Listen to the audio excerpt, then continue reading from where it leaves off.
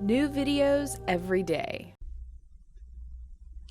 If you're watching this video, chances are you are in the 2/3 of the American population that is overweight.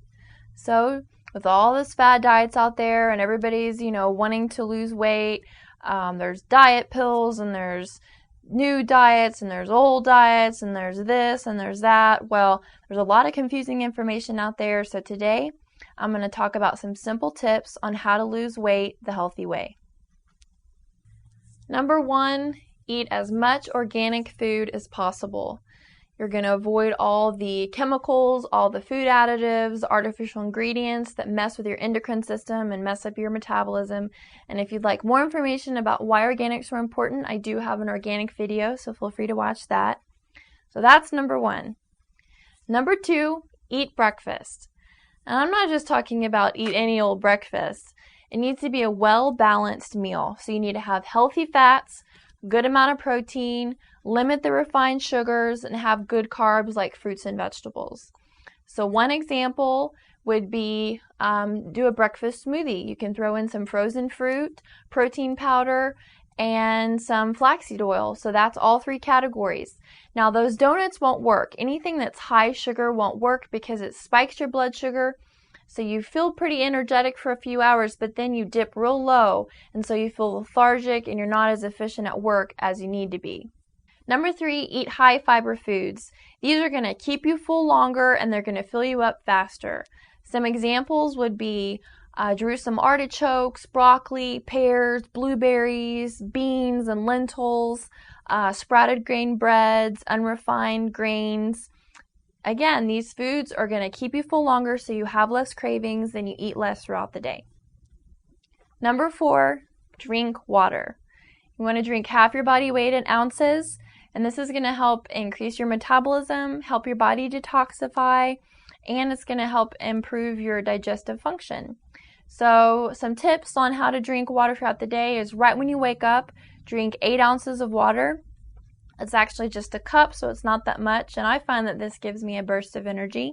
And then drink 8 ounces of water right before you eat, room temperature or warm, and that will help your digestive system get working.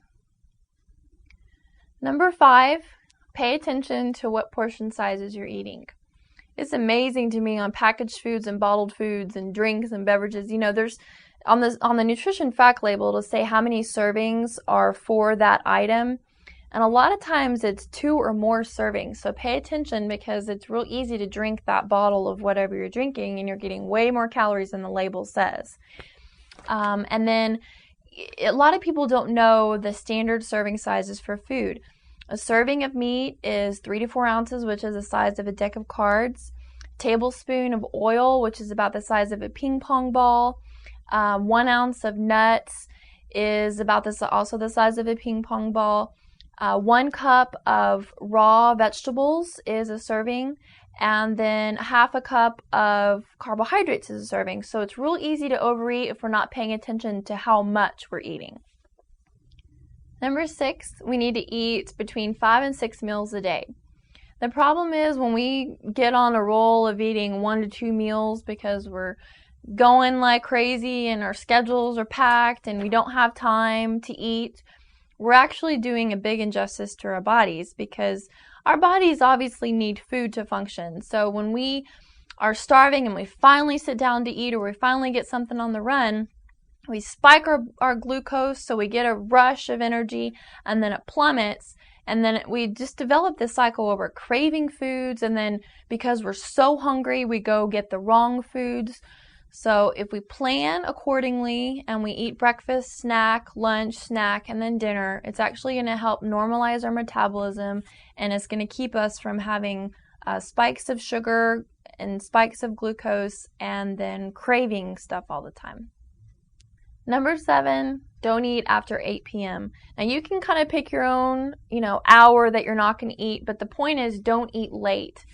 First of all, we don't need a ton of calories when our bodies are trying to wind down for rest. They're going to be stored and they're not going to be used, which is going to contribute to weight gain. But also, eating late puts a lot of stress on our digestive systems, and then also it interrupts our sleep patterns too, so we'll wake up feeling like we didn't really even sleep. Number 8, limit your sweets to 1 to 2 times a week.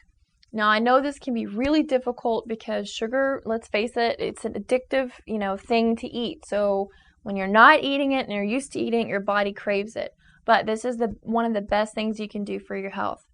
Now, one way to do this to limit the amount of sugar that you eat throughout the week is when you do want to treat yourself, go out. Don't buy it and keep it at your house, because then it's going to call your name in the middle of the night and you're going to, want to go find that ice cream or that cookie.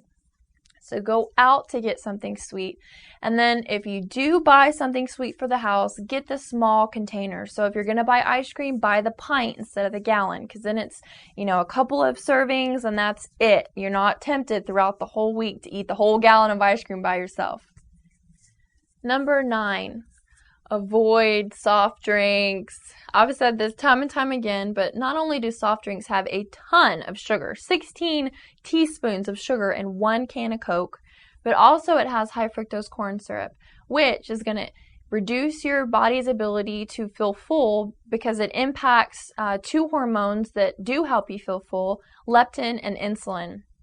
Now, even the diet drinks, okay, those are a no-no as well, because they have artificial ingredients and chemicals that are endocrine disruptors. They get in your body and they basically wreak havoc on your metabolism. So even though the nutrition fact label may say 0 calories and you think it's a freebie, it's really not. Number 9, keep unhealthy and junk foods as far away as possible.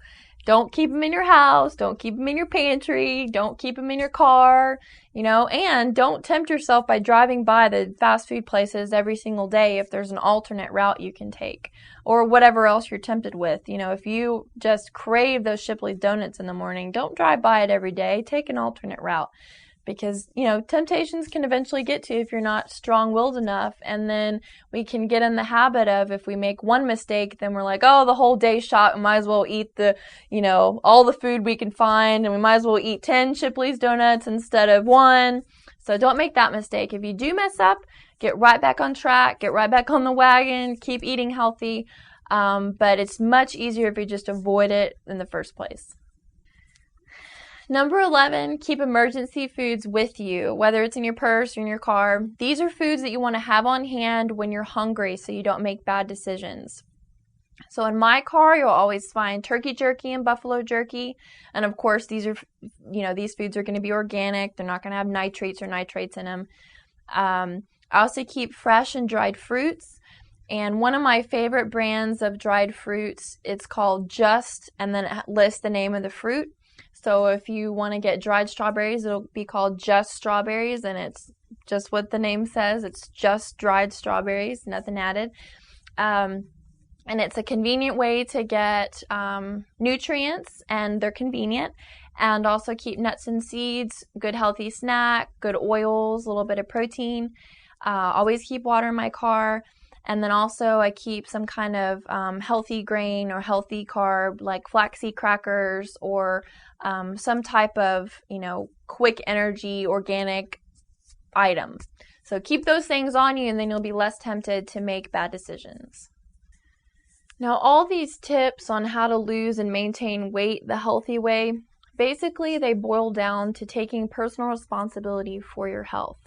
I think in our society, it's real easy to blame genetics or how we were raised or, what someone taught us and use that as an excuse for our behavior or the choices that we make in life. But it really does boil down to we have the authority to make a difference in our own lives. We can choose better. We can eat better. We can live better. We can change jobs if we want to. We can move. We can, the possibilities are endless.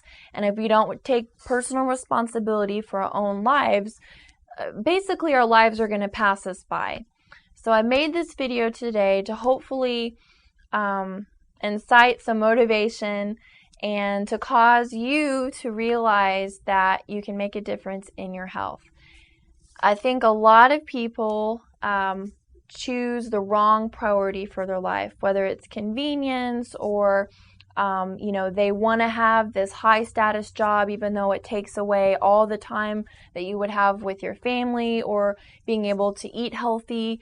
So we kind of need to take an account of what's really important in life, because we can have it all, but if we don't have our health, we really have nothing. Thank you to my subscribers.